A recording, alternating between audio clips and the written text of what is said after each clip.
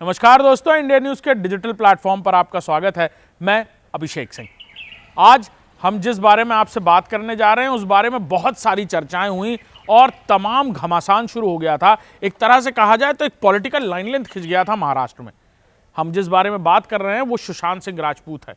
सुशांत सिंह राजपूत जो एक मशहूर बॉलीवुड स्टार और जिनकी मौत भी एक ऐसी मिस्ट्री बन गई जिस पर तमाम पॉलिटिकल बवाल हुआ, राजनीतिक बवाल के साथ साथ बॉलीवुड में भी कई सारी चर्चाएं और आरोप प्रत्यारोप चलते रहे। कुछ बड़े लोगों पर, कई सारे लोगों पर यह आरोप लगते रहे, राजनेताओं पर आरोप लगते रहे। यह कहा गया कि सुशांत सिंह की बढ़ती लोकप्रियता के चलते उनसे दुश्मनी निकाली गई और उन्हें मौत के घाट उतारने के लिए मजबूर किया गया और इसीलिए उन्होंने सुसाइड किया।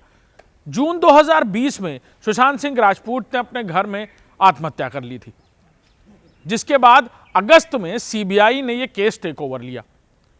उस दौरान यानी जून से अगस्त के दौरान जिस तरह की बातें हुई उस तरफ भी हम ध्यान ले जाना चाहेंगे।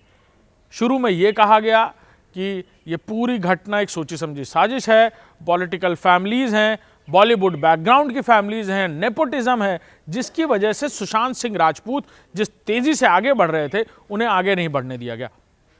कंगना रनौत की बात करें तो उनका पहला कदम ही राजनीति में सुशांत सिंह राजपूत की मौत की घटना के बाद आया, जब उन्होंने इस पूरे मुद्दे को पॉलिटिक्साइज करते हुए कहा कि इसमें बड़े बड़े राजनेता और शिवसेना और तमाम लोगों का नाम दे डाला था। उन्होंने कहा कि उद्धव ठाकरे इन्वॉल्व हैं, उन्होंने तमाम लोगों का नाम लेना शुरू कर दिया था और उस दौरान ये पूरी घटनाक्रम अलग अलग एंगल्स में बढ़ गई थी और अलग अलग जांचें भी शुरू हो गई थी। अगस्त 2020 में सीबीआई ने इस केस को टेक ओवर किया और तब से जांच करना शुरू किया। हर एक एंगल पर जांच, सुशांत सिंह राजपूत, रिया चक्रवर्ती, उनके रिश्ते किस तरह से आगे बढ़ रहे थे, डोपिंग का मामला सामने आने लगा और यह पूरी चर्चा डोपिंग की तरफ बढ़ गई। बॉलीवुड में कौन कौन डोप करता है, कौन कौन रेव पार्टीज में जाता है, सुशांत सिंह राजपूत का क्या लेना देना है रेव पार्टीज से, और वो क्या डोपिंग के दौरान भी कुछ ऐसी बातें करते थे। उनका एक पुराना वीडियो भी सामने आता है जिसमें वो कुछ ऐसा लग रहा है कि वो कुछ किसी नशे में हैं और वो कुछ बात कह रहे हैं। पास रिया चक्रवर्ती बैठी हुई हैं। रिया चक्रवर्ती पर शुरुआत से ही आरोप लगता रहा कि उन्होंने मजबूर किया सुशांत सिंह राजपूत को, और वो भी कुछ बड़े बॉलीवुड स्टार्स के कहने पर। ये सारी चर्चाएं, ये सारी बातें आज पूर्ण विराम लग चुकी हैं इस बात पर, क्योंकि 5 साल बाद सीबीआई ने अपनी क्लोजर रिपोर्ट दायर कर दी है। इस क्लोजर रिपोर्ट में कहा गया है कि सुशांत सिंह राजपूत की मौत की पूरी घटना असल में आत्महत्या थी। इसमें किसी तरह के लिए उकसाने की बात या फिर हत्या की साजिश, मर्डर की प्लानिंग या फिर मानसिक प्रताड़ित करके हत्या के लिए मजबूर करने जैसी कोई बात नहीं है।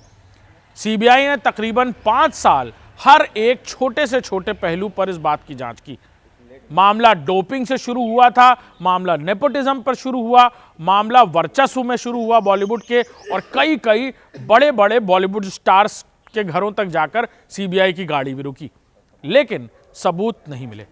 लिहाजा अब इस पूरे मामले पर यानी अगस्त 2020 से अब जाकर सीबीआई ने इस पूरे मामले पर क्लोजर रिपोर्ट लगाई है। और जो हम जानकारी आपको दे रहे हैं कि इस क्लोजर रिपोर्ट में साफ लिखा है कि सीबीआई की तरफ से की गई विस्तृत जांच के बाद सुशांत सिंह राजपूत की मौत के मामले में किसी तरह से मर्डर एंगल नहीं निकलता।